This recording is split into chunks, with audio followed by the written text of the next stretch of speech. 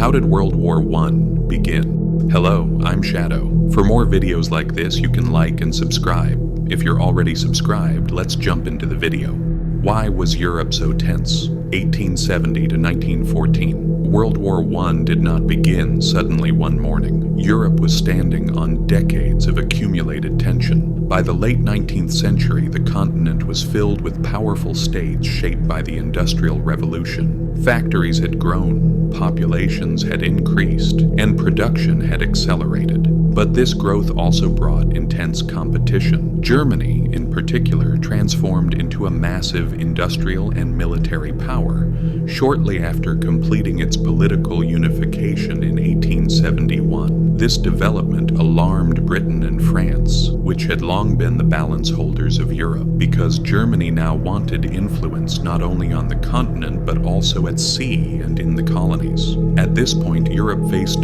three fundamental problems. The balance of power was breaking down. Colonies were already shared, but not enough states did not trust one another. Every state was arming itself for defense, but this armament meant a threat to everyone else. Nationalism and the cracking of empires. Another major problem was the existence of multi-ethnic empires.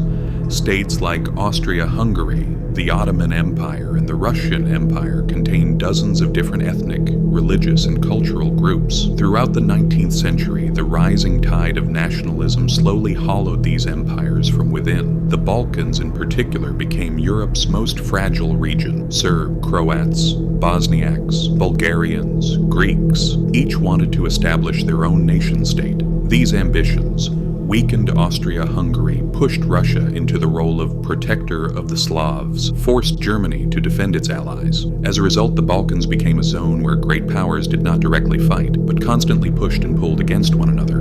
Alliances, a trap, built for peace. European states formed alliances to reduce insecurity, but these alliances accelerated war rather than preventing it. Two major blocs emerged: Central Powers, Germany, Austria, Hungary, Allied powers, France, Russia. The original goal was simple. If one attacks, the others will stop them. But the result was this: if one enters war, everyone is forced into war. This system was so fragile that even a small crisis could turn into a massive conflict. The spark, the Sarajevo assassination. On June 28, 1914, Archduke Franz Ferdinand, heir to the Austro-Hungarian throne, was assassinated in Sarajevo by a Serbian nationalist. This event is often described as the cause of the war, but in reality, it was the match thrown into an already full powder keg. Austria blamed Serbia. Germany gave Austria unconditional support. Russia sided with Serbia. France and Britain intervened due to their alliances. Within a month, Europe was dragged into a general war. What was the purpose of World War I? The causes of a war and its purposes are not the same. Causes make war inevitable. Purposes reveal what states want to gain during the war. As World War I progressed, states fought not just to survive, but to emerge stronger, weaken their rivals, and reshape the world.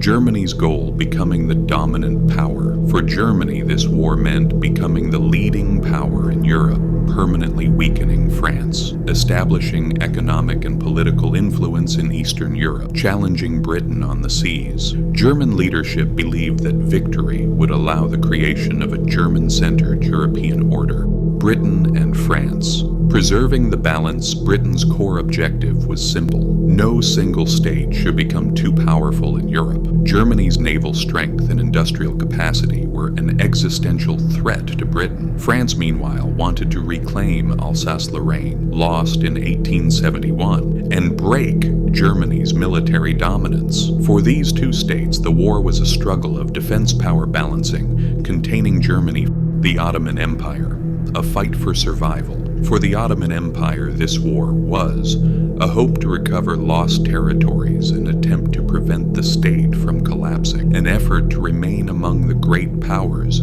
The Ottomans did not enter the war with aggressive expansionist goals, but with the hope of stopping decline. However, the war marked the beginning of the end for the empire. As the war dragged on, goals hardened. As the war continued, Secret treaties were signed, territories were divided on maps. Victory came to mean not just defeating the enemy, but completely subjugating them. This made peace increasingly unlikely. What did states experience when the war ended? 1918, a world that was finished but exhausted. On November 11th, 1918, the guns fell silent, but the world did not relax. There were nearly 20 million dead, destroyed cities, collapsed economies, a traumatized generation. Europe was no longer the Europe it once was.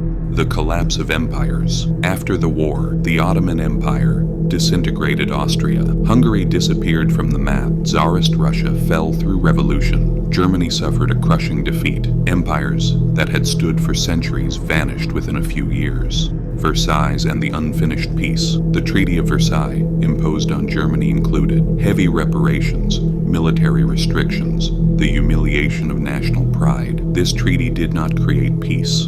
It fueled resentment. Today, most historians agree that the seeds of World War II were planted here. New states, new problems. New states such as Poland, Yugoslavia, and Czechoslovakia were created, but these states were not ethnically homogeneous, drawn with borders decided at the table, carrying the potential for future conflicts. The war had ended, but stability had not been achieved. World War I. It was not the result of a single assassination, but the collapse of an era. Its objectives were clear, its consequences devastating. Ended the old world, but failed to build a new one. That is why World War I is not just the first great war, but the starting point of all the tragedies of the 20th century. If you made it this far, you can like the video and subscribe. Thank you for watching. See you in the next video.